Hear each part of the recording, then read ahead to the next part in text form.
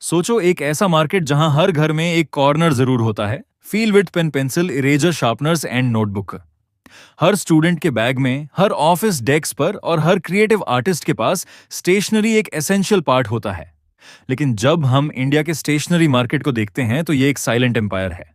एक ऐसा बिजनेस जिसका स्केल बहुत बड़ा है, लेकिन जिसके बारे में लोग यूजली बात नहीं करते हैं। इंडिया का स्टेशनरी मार्केट आज के टाइम पे 10,000 करोड़ रुपए से ज्यादा का है और हर साल ये डबल डिजिट से ग्रोथ कर रहा है। School, college, office, arts institution और इवन डिजिटल क्रिएटर्स सभी स्टेशनरी पर डिपेंडेंट करते हैं। पर इंटरेस्टिंग बात यह है कि यह मार्केट हमेशा से अनऑर्गेनाइज्ड और स्कैटर रहा है। देश के हर कोने में एक छोटा लोकल ब्रांड मिलता है जो पेन, पेंसिल, नोटबुक बनाता है, पर नेशनल लेवल पर सिर्फ कुछ ही कंपनियों ने अपनी स्ट्रांग आइडेंटिटी बनाई है और यही वो कंपनियां थी जो डिकेड तक इंडियन स्टेशनरी मार्केट पर रूल करती रहीं। 90s और अर्ली 20s में अगर कोई इंडियन स्टूडेंट होता तो उसके पेंसिल बॉक्स में कुछ फिक्स नेम मिलते, कैमलन, नटराज, अप्सरा या रेनॉल्ड्स। ये सिर्फ ब्रांड नहीं थे, ये स्कूल लाइफ के एक इमोशनल पार्ट थे। कैमलिन की इंक बोतल, नटराज की रेड ब्लैक पेंसिल्स, अप्सरा की इरेजर, ये सब नॉस्टैल्जिया क्रिएट करते हैं। इन ब्रांड्स ने सालों तक मार्केट पर अपना होल्ड बनाए रखा। उनका डिस्ट्रीब्यूशन नेटवर्क स्ट्रांग था, प्रोडक्ट रिलायबल था और पेरेंट्स का ट्रस्ट भी उनके साथ था। और फिर धीरे धीरे कंपटीशन ग्लोबल लेवल का होने लगा। इंटरनेशनल ब्रांड भी इंडियन मार्केट में एंट्री लेने लगे, पर तब भी इंडियन स्टेशनरी मार्केट का सबसे बड़ा हिस्सा कुछ पुराने देसी प्लेयर के हाथ में ही था। सब कुछ स्टेबल लग रहा था, तभी बैकग्राउंड में एक नया नाम क्वाइटली ग्रो कर रहा था। एक ब्रांड जो फ्यूचर में पूरी गेम बदलने वाला था। उस ब्रांड का नाम था डोम्स। डोम्स की कहानी शुरू होती है गुजरात के एक छोटे से शहर उमरगांव से, जहां 1976 में राकेश रजनी और किशोर रजनी ने एक छोटी सी फैक्ट्री के अंदर अपना सपना जीना शुरू किया। फैक्ट्री एक सिंपल सी जगह थी, छोटी मशीनन्स, लिमिटेड रॉ मटेरियल्स और बस कुछ छोटे से स्टाफ्स। उनके पास ज्यादा रिसोर्स नहीं थे और मार्केट में ऑलरेडी स्टेबलाइज ब्रांड जैसे नटराज, अप्सरा डोमिनेट पोजीशन पे थीं।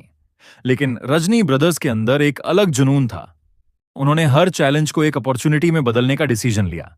मशीन पुरानी थी, सप्लाई चेन वीक थी और रिटेल स्टोर के लिए नए ब्रांड पर ट्रस्ट बनाना मुश्किल था। लेकिन उन्होंने डिसाइड किया कि डोम्स सिर्फ एक प्रोडक्ट नहीं, एक एक्सपीरियंस बनेगा। हर पेंसिल, इरेजर, शार्पनर एक स्टैंडर्ड सेट करेगा जिस पर स्टूडेंट्स और प्रोफेशनल भरोसा कर सकें। शुरुआत में उन्होंने फोकस किया प्रोडक्ट क्वालिटी पर।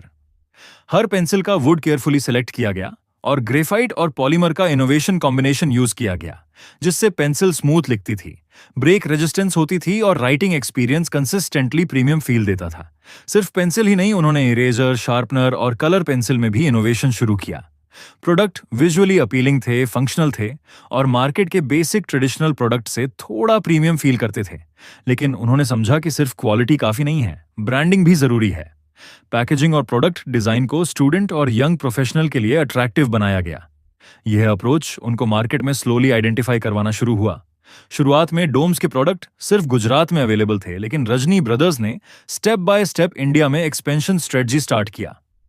रिटेलर्स और होलसेलर के साथ स्ट्रॉन्ग रिलेशनशिप बनाए, डिस्ट्रीब्यूशन नेटवर्क सिस्टमेटिकली एक्सपेंड किया और अपनी प्रेजेंस ग्रेजुअली मेट्रो सिटीज और स्मॉल टाउन्स में स्टेबलाइज की।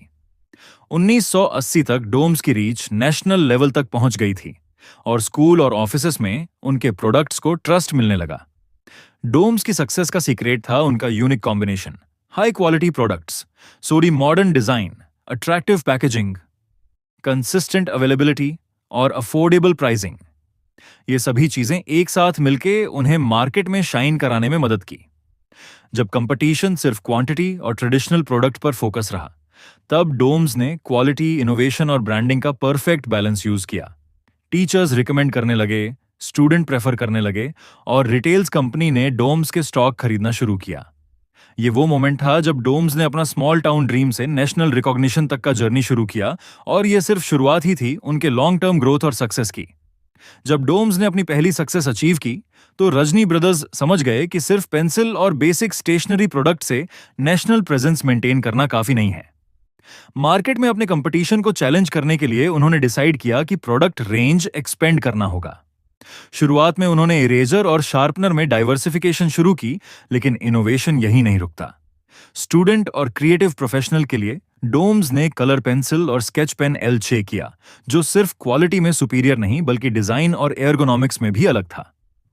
हर प्रोडक्ट्स में अटेंशन टू डिटेल थी। वुड पॉलिश, पिगमेंट इंटेंसिटी और स्मूथ राइटिंग एक्सपीरियंस का परफेक्ट कॉम्बिनेशन। फिर एक नया आइडिया आया। डोम्स ने फ्रेग्रेंस स्टेशनरी प्रोडक्ट्स इंट्रोड्यूस किया। एक सब्टल लेमन, रोज और लैवेंडर सेंट के साथ पेंसिल और इरेजर, जिससे यूजर का एक्सपीरियंस और एनहांस हो गया। ये एक स्मॉल इनोवेशन था, लेकिन मार्केट में डोम्स को डिफरेंट और मेमोरेबल बनाने में काफी हेल्प किया। रजनी ब्रदर्स ने रियलाइज किया कि क्वालिटी और इनोवेशन के साथ स्ट्रांग डिस्ट्रीब्यूशन नेटवर्क इक्वली जरूरी है। उन्होंने सिस्टमेटिकली होलसेलर और रिटेलर्स के साथ रिलेशनशिप बिल्ड किए और अपने प्रोडक्ट्स को इंडिया के हर कोने में अवेलेबल कराना शुरू किया। छोटे टाउन्स और मेट्रो सिटीज दोनों को टारगेट किया ताकि ब्रांड की रीच हर सेगमेंट में हो। इसके बाद डोम्स ने अपनी इंटरनेशनल एक्सपेंशन स्ट्रेटजी पर फोकस किया। रजनी ब्रदर्स ने पार्टनरशिप और कोलैबोरेशन एक्सप्लोर किया और ग्रेजुअली डोम्स के पेंसिल और stationery products Middle East, Europe और साउथ एशिया मार्केट में एंट्री लेने लगे। इंटरनेशनल प्रेजेंस के साथ उनका विजन एक truly global Indian stationery brand का था। अगर हम डोम्स के बिगिनिंग और रीसेंट रेवेन्यू को कंपेयर करें तो ग्रोथ काफी इंप्रेसिव है। शुरुआत में छोटी सी फैक्ट्री और लिमिटेड प्रोडक्ट्स के साथ उनका एनुअल रेवेन्यू लाख में था, लेकिन आज डोम्स का एनुअल रेवेन्यू करोड़ों में है।